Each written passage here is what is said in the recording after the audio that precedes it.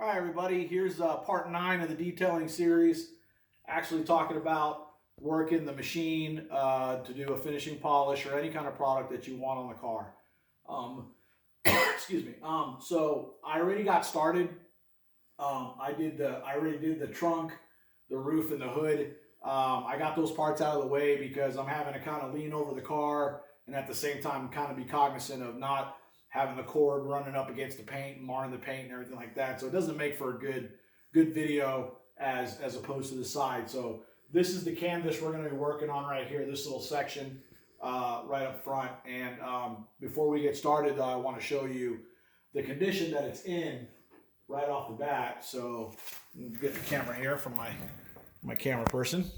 All right, and you might be looking at this and saying, man, that doesn't look all that great, but all that bad, but if you look really close, just below where the garage light is, you're going to see like some fine lines that are right there. And if that's showing up with indoor lighting, the sun is just going to expose it like crazy. And our LED is going to tell us the truth. So I'm about to turn an LED on right here. And as you can see, as I move the LED and the camera around, we've got ourselves a series of fine swirls. All right, so this is what we are going to correct here on this little panel, just to show you a quick before and after and the process. All right. So to get me started, all right, I've got the Griot's G9. I've got a Lake Country CCS green microfiber light polishing / finishing pad on it. All right, first thing I'm going to do is I'm going to show you guys how I prime the pad, right? And how you're going to prime the pad is just basically just put a little bit, a couple dabs on the pad in a couple spots. If I can just get it to come out. All right, just a couple dabs all the way around, like so. Put a couple in the middle, all right? And then I'm going to just go ahead and massage it into the pad. All right, so I'm just going to massage it in just to get the pad a little bit moist and so it's not just completely dry when it touches the paint. All right, just kind of work it into the pores. All right, and the pad itself does a pretty good job of picking up the excess that I had on my fingers. And so now what I'm going to do is I'm just going to put a couple little bit more dabs just on it, just to be some product that we're gonna work with. So I'll try to. The product tends to go to the center of the pad anyway. So I like to put my dabs around the outside, so that way I can ensure I've got a nice kind of even coverage all the way around. Just a little bit. These are like dime size, if that. All right, just a little bit. Believe it or not, this amount that I have on here, I may have to add maybe 1 or 2 more dabs. I'll do the whole fender, right? So a little bit goes a long way. All right, I got the cable behind the chair because I don't want the cable to go up against the paint and mar the paint. So sling it over my shoulder, that way the cable always stays behind me. All right, so then the first thing I'm going to do is I'm going to set my speed down low to 1, and I'm just going to put product on the fender. All right, that's all I'm going to do right here. All right, and then with a low speed, I'm going to spread it around. So I got it on speed 1. All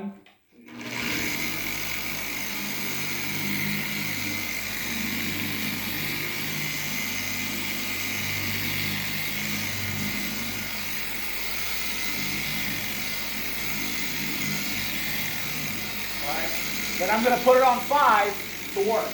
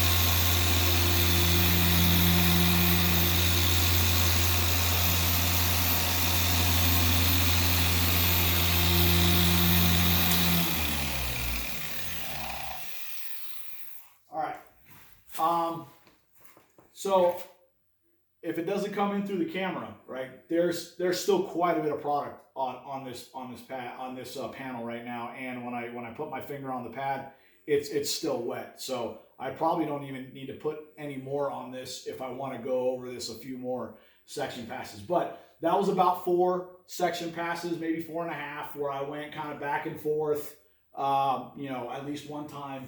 And so now I'm going to buff it off and see how we did. All right, I've got the Edgeless 350 from Rag Company. I'm going to put it on the short side first to help me kind of just get the residue off. This stuff up here, this is dust. Polishing will do that. All right, it will dust a little bit. But now I'm going to, and this stuff is oily, and that's one of the reasons why I like it, because it leaves a lot of lubrication, so that way I don't damage the paint. It's very gentle on the paint, so it looks like a haze is left behind when I first wipe it, but in reality it's just the oils being left behind. And then I'll flip it over to the more plush side for a little bit of a more of a kind of final buff to try and get as much as the oils off, so that way it doesn't look hazy when we zoom in with the camera and the LED. All right, and let's see how we did. And oh yeah, it's already a marked improvement. So let me just getting the rest of this stuff off.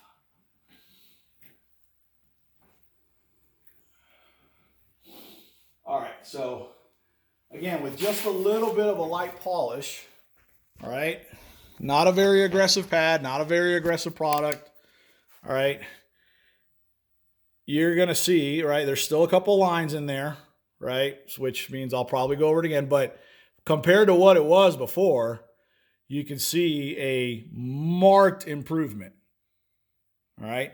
It is not perfect, all right. Some of these I would probably have to switch to a little bit heavier polish, but for the most part, it's a lot better, right? And the way my car is contoured, if you guys can see, I'm gonna focus there, that line running down the fender that goes all the way down the door, right? All the way to the back.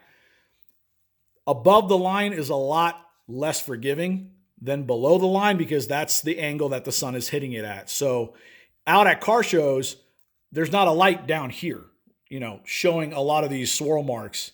And so these barely show up when I'm out at a show.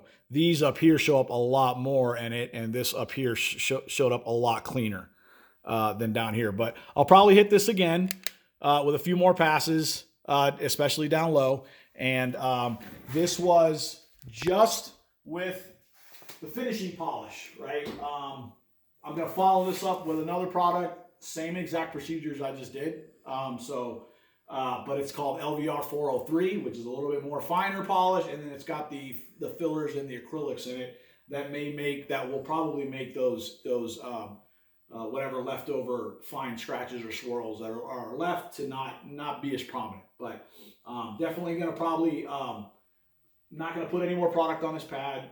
Once I get off camera, I'll probably go over this area one more time and kind of focus a little bit more kind of down here. But you can see the improvement that it did.